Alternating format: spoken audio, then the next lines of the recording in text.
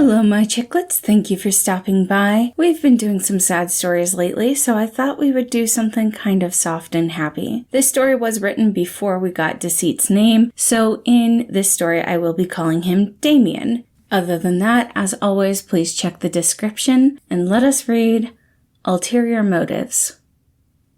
Patton began putting the last of the bags in the back of their SUV. "Why am I coming along?" Damien asked as he watched Patton close the trunk. "I have absolutely no desire to play the fifth wheel to your tryst." He gestured to the four men in front of him. That was a half-truth. He didn't want to join the four of them on a romantic vacation where he felt like the awkward fifth wheel, but he did want to spend time with them. Damien might have gone and done something a little stupid, developing crushes on four of his friends. Patton with his kind heart and desire to help people, Roman with his chivalry and dedication to protecting those he loved, Virgil with his snarky wit and sarcasm, not to mention his excessive desire to protect those important to him, and Logan with his vast intellectual knowledge and thirst for information. Damien's harmless pining would have been fine had he not realized two things. One, the four of them were a power quartet, the likes of which no one had ever seen. And two, they didn't need and probably didn't want another in their relationship. Roman has complained before that it was exhausting keeping up with three boyfriends, though he always said it with a love-struck look in his eyes. Virgil had spoken about how he worried about not being enough for the others. Even Logan seemed to occasionally need to bow out for a hangout because he was overstimulated. Then again, maybe these were normal parts of a relationship. Damien didn't really know. He had never really had a healthy relationship before. That was another valid reason why he shouldn't even hope to join theirs. He was happy to shove his feelings down into the bottom of his heart and lie his way through social engagements with them. He could pretend not to be in love with them. But being stuck with them for a week at the beach? Damien knew his deception skills would be put to the test. He wasn't sure he could survive this. "Aw, Damien, we want you to come along," Patton cooed. "You're so funny and dramatic, and you also don't take lip from anyone. It's so cool to see you stand up against other people." He fought against the blush that was rising in his cheeks as he reluctantly got into the car, rubbing the side of his face with his vitiligo. He had been born with a skin condition that gave his skin two distinct colors. Growing up with that, you learn not to let other people tear you down. "Not to mention, I rather enjoy having philosophical discussions with you," Logan mentioned as he got behind the wheel. "We rather enjoy your company. We wouldn't have invited you on this vacation if we didn't." Damien was sure that his face was going to flush as red as Roman's crimson leather jacket he valued so much, and with him being stuck between Virgil and Roman, being the shortest and easiest to fit in the middle, he had nowhere to hide. "Hey, Dee, are you okay? Your face is looking a bit red." "It's simply hot in here, and you and Virgil are pushed up against me." "Well, I believe we can fix that," Roman responded. "Padre, could you please turn the air on?" "Yeah, of course." Not one of his best lies. Damien got really tired when he was cold. Then again, sleeping through the drive might not be a bad thing. He didn't fight it when his body grew heavy and his eyes began to close. Leaning against Roman, he fell asleep. Damien would never admit to the others, but he felt comfortable around them. They were his safety. This hadn't always been the case. When he had first met Virgil, they completely clashed, and Damien was certain that they were never going to get along. But when Virgil realized that Damien was just sarcastic by nature and didn't actually have problems with him, the two of them began to get along better. Roman and Patton were much easier to befriend. Damien was often jealous of Patton's ability to turn strangers into friends. It was almost like a magic trick. He was sweet and kind, and it was infuriating, but also endearing. Damien knew that he wished he had that skill, to wrap people around his finger like Patton could. But the difference was, Patton didn't do it on purpose. He was just someone people wanted to protect. Damien wanted to protect Patton. Damien also felt the need to protect Roman, who easily got himself into situations he couldn't handle. Or, more specifically, he didn't consider the dangers of situations before he jumped into them. Roman wanted to fight for justice and those who couldn't fight for themselves. It was honorable, but he needed to make sure he was also protecting himself. Logan was a completely different matter. Damien had honestly thought Logan hated him for the longest time. The nerd didn't show his emotions, and didn't make his intentions or feelings obvious. Damien always felt on edge, trying to say the right thing, especially when he realized he might have feelings for the other three.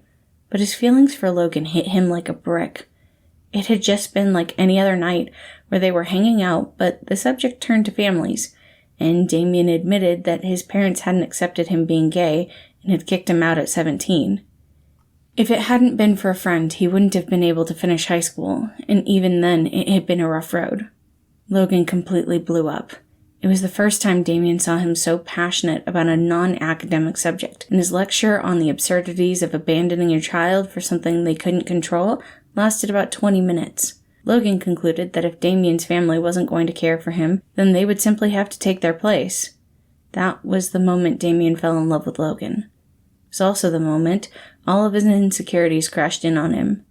Thankfully, he was woken up before his thoughts could go down that road. His mind adjusted to the world around him until he heard Logan's voice. "We can't keep delaying this conversation. I am aware that changes make you apprehensive, but it is unfair to Damien for us to keep this a secret." "But what if he hates us for even bringing it up, or if—" "Virgil, you are spiraling. Take a deep breath. It is highly unlikely that he is going to hate us. The worst that will happen is that it will make the rest of the trip rather awkward, which is why we won't be broaching the subject until the end of the week." "Won't he get suspicious?" "It's probable. He is very intelligent." "That's high praise coming from you, Lo." There was no way in hell Damien was waiting a week to find out. "Hey, what are you talking about?" he asked in a mock sleepy voice. Damien could feel Virgil stiffen next to him. "Nothing that is important at this moment," Logan said coolly. Always collected Logan. He would be the hardest to break, but if all of them knew of this plan, he might be able to trick it out of Roman. "Did you sleep well, Damien?" Then again, Logan said he might get suspicious. Damien's cheek flared a slight tint of red as he realized Logan complimented him. He didn't like that, not at all. Thankfully, Roman was asleep and he could easily turn his head in that direction to hide his embarrassment.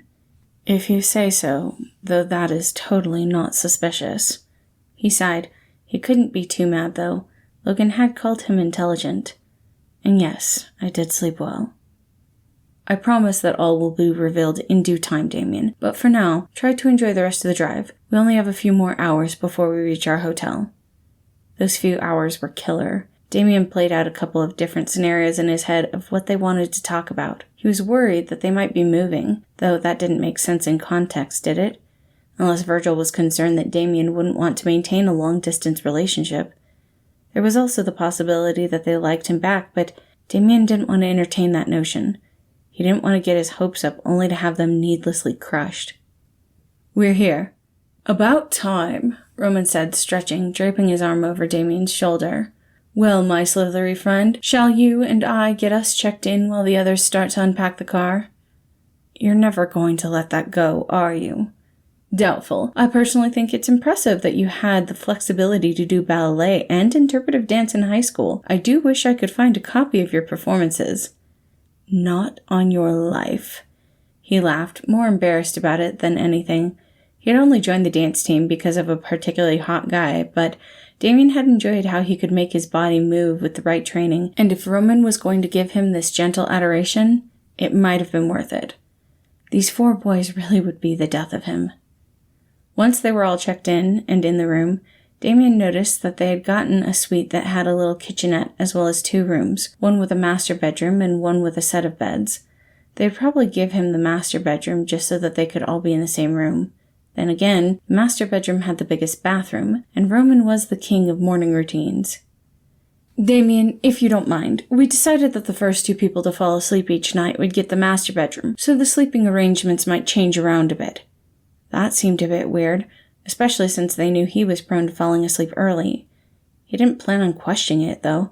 He just nodded. "Perfect. Virgil, would you like to come with me to pick up the groceries?" "Whatever." He shrugged, putting his hands in his jacket as he walked to the door. "I'm going to freshen up," Roman said with a dramatic flourish, taking one of his 2 bags into the bathroom with him. That left Damien and Patton alone to unpack. The other man was already humming as he opened up his bag and began going through it. Damien didn't want to lie to Patton, but he needed to know what this was all about. Virgil and Logan would tell him not to worry about it. He could manipulate it out of Patton. Tell him that he overheard the other two talking in the car. Be vague. But Patton would be the most hurt by that kind of manipulation. He didn't like it, but he could also try the direct approach. Hey, Patton. I told you, kiddo, you don't have to call me by my full name. Damien waved it off. I wanted to ask you something while I was in the car. I overheard Logan and Virgil talking about the details of this week. I didn't hear specifics, he clarified, but I'm concerned about it. Will you please tell me what they were talking about? Patton seemed to be debating something. He knew that Damien didn't use the P word very often, so this obviously was important to him. I can't tell you until everyone is here, but I can talk to them. Are you sure you want to know? It might change how you look at us. Damien's breath caught in his throat. I'm sure it won't change anything, he said, rolling his eyes, but he could feel his mind racing. What was so big that even Patton wasn't sure about it? By the time Logan and Virgil came back, the other three were sitting in the main area, talking, but there was a bit of tension in the air. Logan was oblivious, but Virgil noticed it. Did you two tell him? No, of course not, but he overheard you two talking in the car, Patton started. And apparently, Monty Python wants to talk about this now rather than later, and Patton wouldn't let me tell him without you two. Damien rolled his eyes. A great way to phrase it, Roman. He was twisting his gloved hands in his lap. Thank you for waiting, Patton. I guess it can't be helped. I assumed once you found out, you would be curious. Logan looked to the others. Shall we do this the way we practiced, or wing it? We did practice a performance. I believe we should give him one, Roman said, jumping up and standing with his boyfriend, causing Damien to raise his eyebrow. Damien, Virgil started, shoving his hands in his pockets. You are so damn sarcastic. The first time I met you, I thought you were being a rude ass. Virgil looked over at Patton, who was eyeing him a disapproving look. Associate. But we got to know each other, and I realized your sarcasm was a coping mechanism, much like mine is. Once we got past that, you were cool and pretty chill. You had a fun and slightly edgy sense of humor, and I love that part of you. Patton jumped. Oh, okay, my turn. Well, kiddo, when Virgil first brought you home, I was so worried. You were reserved and so good at twisting your words, but you had such a kind and soft smile. You're protective over those you care about, though your protection is on this level of deep respect for who people are, and I think that's just so sweet and wonderful. Damien fought back a blush as he looked around at the others. He was trying not to get hopeful. This would be devastating if this turned into a final goodbye instead of a confession. Roman stepped up next. When we first met, I knew we would be lifelong friends. It is so rare for you to admit it, but your first musical reference, I knew. He flashed Damien a flirty smile. You were a wonderful puzzle that I wanted to crack, and Logan cut him off, holding out his hand. Before Roman spills any further information, I would like my turn. Damien, you are an enigma. I have watched you lie to save face, but I see how much it angers you to do so. From the first time Virgil introduced you to the three of us, I have been fascinated by your habits and your mannerisms. Logan stopped to take in a deep breath, and though Damien was enjoying the attention, it was also making his heart sink further. Why would they be telling him all of this if they were not planning on leaving him behind? Though the attention and praise are great, will you please get to your point? The four looked between each other before Logan stepped back in line with the others. Dude, I kinda like you, Virgil said.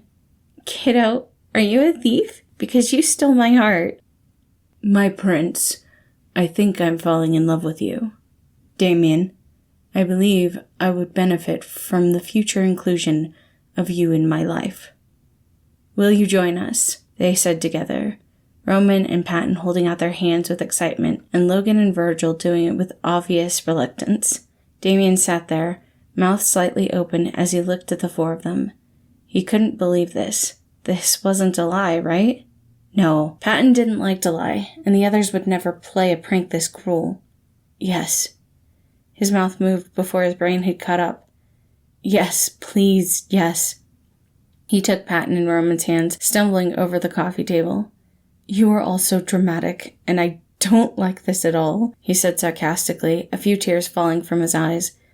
But I would love to be with you, all of you, he said, hugging tightly to the two who had wrapped their arms around him. See, Virgil, I assured you it would go well.